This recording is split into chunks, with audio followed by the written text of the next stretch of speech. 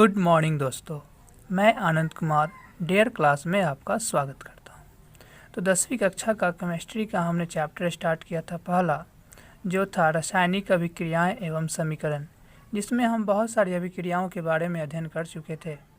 तो आज की इस वीडियो में हम स्टार्ट करेंगे कि ऑक्सीकरण और अवकरण अभिक्रियाएँ क्या होती हैं और इनके महत्वों के बारे में भी आज हम जानेंगे।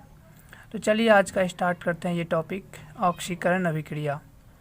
तो यहाँ पर आप देख रहे हैं ऑक्सीकरण अभिक्रिया, जब किसी तत्व या यौगिक से ऑक्सीजन का संयोग या किसी यौगिक से हाइड्रोजन का निष्कासन होता है, तो इस प्रकार की अभिक्रिया को ऑक्सीकरण अभिक्रिया कहते हैं। तो ऑक्सीकरण अभिक्रिया होता क्या है? तो कोई तत्व है या हमारे पास यौगिक है, उसमें ऑक्सीजन का अगर संयोग हो जाए, मतलब ऑक्सीजन उसमें जुड़ जाए, या किसी यौगिक से, हमारे पास अगर कोई यौगिक है, उस यौगिक से हाइड्रोजन का निष्कासन हो जाए, तो हम कहते हैं कि वह जो अभिक्रिया हुई वह ऑक्सीकरण अभिक्रिया है। तो देखिए यहाँ पर हम कुछ उदाहरण लिए हुए हैं कि कार्बन और ऑक्सीजन दोनों आपस में जुड़े और बनाए कार्बन डाइऑक्साइड। तो यहाँ पर हो क्या रहा है कि कार्बन के साथ ऑक्सीजन का संयोग हो रहा है। तो कार्बन और ऑक्सीजन आपस में जुड़े और जुड़ करके कार्बन डाइऑक्साइड बनाए। तो यहाँ पर ये ऑक्सीकरण अभिक्रिया का प्रथम जो लाइन लिखा हुआ है कि जब किसी तत्व या यौगिक से ऑक्सीजन का संयोग होता है। तो यहाँ पर एक तत्व है जिसमें ऑक्सीजन का संयोग हुआ, तो यह जो अभिक्रिया है एक प्रकार की ऑक्सीकरण अभिक्रिया है। दूसरा उदाहरण लेते हैं सल्फर और ऑक्सीजन आपस में जुड़ करके सल्फर डाइऑक्साइड का निर्माण कर रहे हैं। तो यहाँ पर सल्फर एक तत्व है और इस सल्फर में ऑक्सीजन जुड़ रहा है। तो इस प्रकार हम कह सकते हैं कि सल्फर और ऑक्सीजन के जुड़ने से सल्फर डाइऑक्साइड का निर्माण हुआ। तो इस अभिक्रिया में सल्फर जो है, सल्फर ऑक्सीजन के साथ जुड़ रहा है, यानी कि इस ऑक्सीजन सल्फर के साथ जुड़ा। तो यह जो अभिक्रिया है एक प्रकार की ऑक्सीकरण अभिक्रिया है, क्योंकि जब भी किसी तत्व या यौगिक में ऑक्सीजन जुड़ता है तो हम कहते हैं कि वह अभिक्रिया ऑक्सीकरण अभिक्रिया है। दूसरा कंडीशन ये होता है ऑक्सीकरण के लिए कि उसमें किसी यौगिक से हाइड्रोजन का निष्कासन होता है।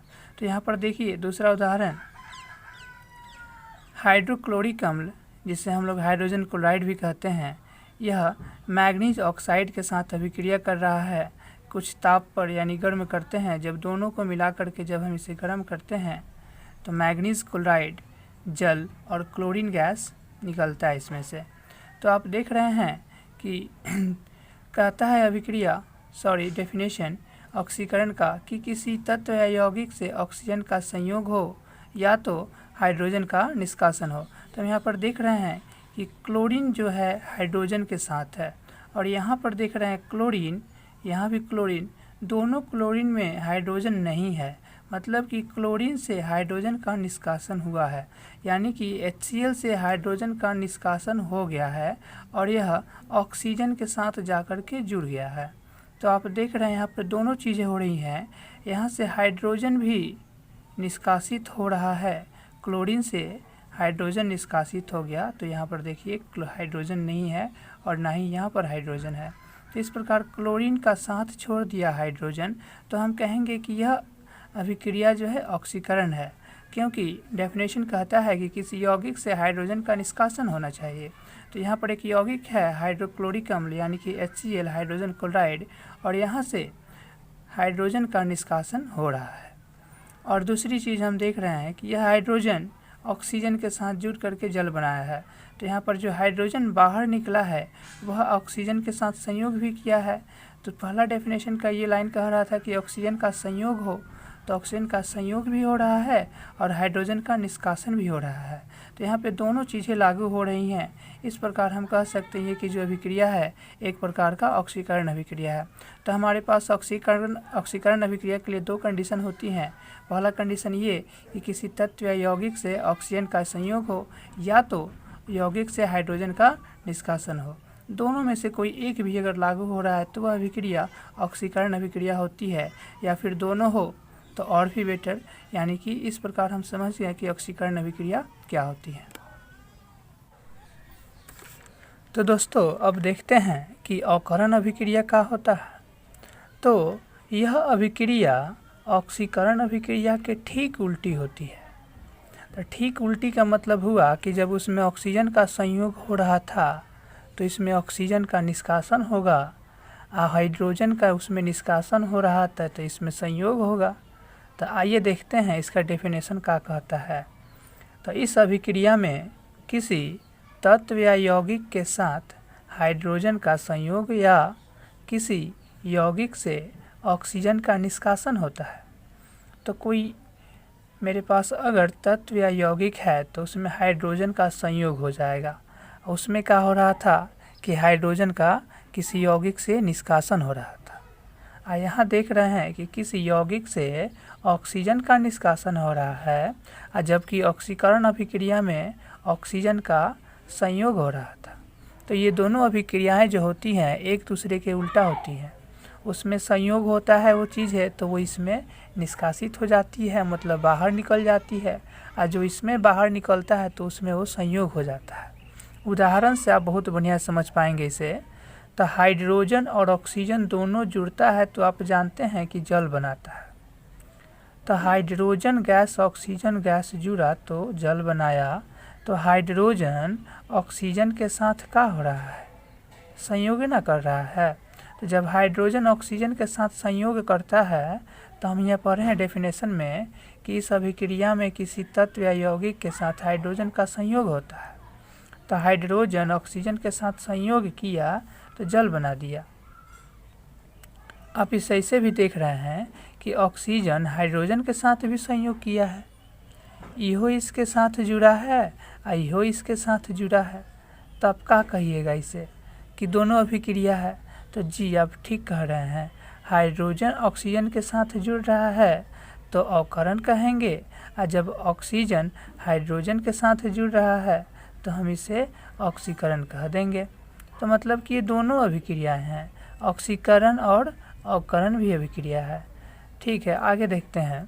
तो यहाँ पर हाइड्रोजन क्लोरीन गैस के साथ जुड़ करके हाइड्रोजन क्लोराइड बना रहा है। तो हाइड्रोजन क्लोरीन के साथ जुड़ा और हाइड्रोजन क्लोराइड बना दिया। तो जब हाइड्रोजन जुड़ता है किसी तत्व या यौगिक के साथ तो वह अभिक्रिया कौन सी होती है, तो वह अवकरण अभिक्रिया होती है। इस प्रकार यह जो अभिक्रिया है अवकरण अभिक्रिया हो जाएगा। अब यहाँ देखिए क्यूप्रिक ऑक्साइड है, नाम याद कर लीजिएगा इसका।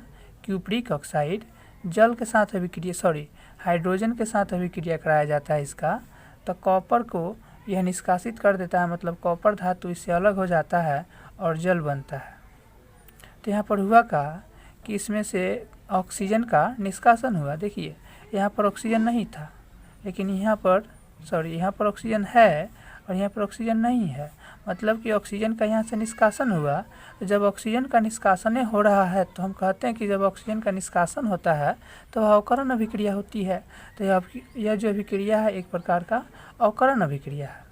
और फिर दूसरा जगह हम ये देख रहे हैं कि ऑक्सीजन जब निष्कासित हो रहा है तो जा कहाँ रहा है, तो ऑक्सीजन जो निष्कासित हुआ वो इस हाइड्रोजनवा के साथ जुड़ करके जल बना दिया। तो जब हाइड्रोजन के साथ जुड़ करके जल बनाया तो यहाँ पर ऑक्सीजन का संयोग भी हो रहा है। तो जब ऑक्सीजन का संयोग हुआ तो इसका मतलब ये है कि यह जो अभिक्रिया है ऑक्सीकरण है। मतलब हम देख रहे हैं कुछ अभिक्रियाओं में कि ऑक्सीकरण और अवकरण दोनों साथ साथ हो रहा है। ठीक है, तो इसलिए हम कहते हैं कि जब ऑक्सीकरण और अवकरण अभिक्रियाएं जब दोनों साथ साथ होती है, देखिए यहाँ पर ऑक्सीकरण एवं अवकरण अभिक्रियाएं दोनों साथ साथ होती है, अतः इसे रेडॉक्स अभिक्रिया कहते हैं। तो एक नाम और जान गए हम, ऑक्सीकरण एवं अवकरण अभिक्रिया दोनों साथे होगा तो उसको हम रेडॉक्स अभिक्रिया कहते हैं। यह बात है, ये हमेशा साथे हुए करता है, अलग अलग नहीं होगा, ये दोनों हमेशा साथे में होगा। कई जगह पर अकेला हो जाता है, लेकिन अधिकतर जगह पर आप देखिएगा तो दोनों अभिक्रियाएं जो है साथ होगा, जिसे हम रेडॉक्स अभिक्रिया के नाम से भी जानते हैं। तो इसे याद रखिएगा, रेडॉक्स अभिक्रिया बहुत ज़्यादा नाम फेमस है इसका। आइए दिखाते हैं दो और उदाहरण कि आप कैसे कहिएगा कि ऑक्सीकरण अभिक्रिया हो रहा है कि नहीं हो रहा है। देखिए उदाहरण हम लिए हैं एगो जिंक ऑक्साइड का और कार्बन के साथ इसका संयोग कर रहा है। तो आप देखिए कि यहाँ से ZnO है, जिंक ऑक्साइड कहते हैं इसे, और यहाँ पर जिंक है खाली। तो इसमें ऑक्सीजन था और यहाँ पर हम देख रहे हैं ऑक्सीजन यहाँ से क्या हो गया, बाहर निकल गया। तो शुरू में जब ऑक्सीजन था और बाद में देख रहे हैं ऑक्सीजन नहीं है, मतलब ऑक्सीजन का निष्कासन हुआ। और जब ऑक्सीजन का निष्कासन होता है तो कौन सा अभिक्रिया होता है, अभी बताए थे, उसको हम अवकरण अभिक्रिया कहते हैं। तो यह जो अभिक्रिया कहलाएगा अवकरण अभिक्रिया हो जाएगा। इस प्रकार आप देख रहे हैं कि ऑक्सीजन जब यहाँ से निकला तो गया कहाँ जी, तो ऑक्सीजन निकल के कार्बन के साथ जुड़ के इन्हें कार्बन मोनोऑक्साइड बनैले है। तो कार्बन जब ऑक्सीजन के साथ जुड़ करके कार्बन मोनोऑक्साइड बना रहा है तो यहाँ पर ऑक्सीजन का संयोग हो रहा है। जब ऑक्सीजन का संयोग होता है तो कौन सा अभिक्रिया होता है, तो उसे हम ऑक्सीकरण अभिक्रिया कहते हैं। तो देखिए कि यहाँ पर ये जो दोनों अभिक्रियाएं हैं वह एक साथ हुई। तो जब दोनों साथ साथ होती है तो उसे हम रेडॉक्स अभिक्रिया कहते हैं। तो ये रेडॉक्स अभिक्रिया है। तो हमें याद रखना है कि ऑक्सीकरण अभिक्रिया और अकरण अभिक्रिया दोनों साथ होती है, और ये हम इसे दोनों मिला करके एक साथ रेडॉक्स अभिक्रिया भी कहते हैं। तो जब आ जाए एग्ज़ाम में एक रेडॉक्स अभिक्रिया का एक्सप्लेन करें तो आपको दोनों अभिक्रियाओं को लिखना होगा, ऑक्सीकरण अभिक्रिया और अकरण अभिक्रिया दोनों चीज़ें आएंगी रेडॉक्स अभिक्रिया में। चलिए बात करते हैं आगे। तो चलिए दोस्तों हम आगे बताते हैं। आप तो रेडॉक्स अभिक्रिया समझ चुके हैं। अब देखते हैं कि अकारक और ऑक्सीकारक का होता है। तो हम आपको 2 लाइन बताएंगे। ये 2 लाइन इतना इम्पोर्टेंट है कि आप पूछिए मत, और साथ में इतना कन्फ्यूजन होता है ना इससे कि बच्चा सब हमेशा इसमें भुलाइले रहता है। तो आप इसे थोड़ा ध्यान से समझिएगा, याद कर लीजिएगा इसे बहुत बढ़िया से। हम आपको बताए थे कि केमिस्ट्री एक वैसा विषय है जिसे लिख लिख के समझा जाता है। अभिक्रियाएं होती हैं, समीकरण होती हैं, तो इन चीज़ों को हम जब लिखते हैं तब हमें अच्छी तरीके से याद होती है। तो इन चीज़ों को आप ज़्यादा से ज़्यादा लिखें तो आपको बोर्ड के एग्ज़ाम में लिखने में भी मदद मिलेगा और साथ में आप इसे अच्छी तरीके से याद भी कर पाइएगा, और लिखने का टेक्निक जो आपका सुधरेगा वो तो सुधरबे करेगा। तो आइए देखते हैं कि ऑक्सीकारक का होता है। तो कहता है पहला लाइन कि जिस पदार्थ का ऑक्सीकरण होता है वह अकारक कहलाता है। कितना आसान लग रहा है देखने में, लेकिन इतना है नहीं। देखिए, जिस पदार्थ का ऑक्सीकरण होता है, अब ऑक्सीकरण होता ही तो कह दिया, लेकिन ऑक्सीकरण इतना छोट बात तो है नहीं। तो ऑक्सीकरण में होता क्या था, तो ऑक्सीजन का संयोग होता था, हाइड्रोजन का निष्कासन होता था।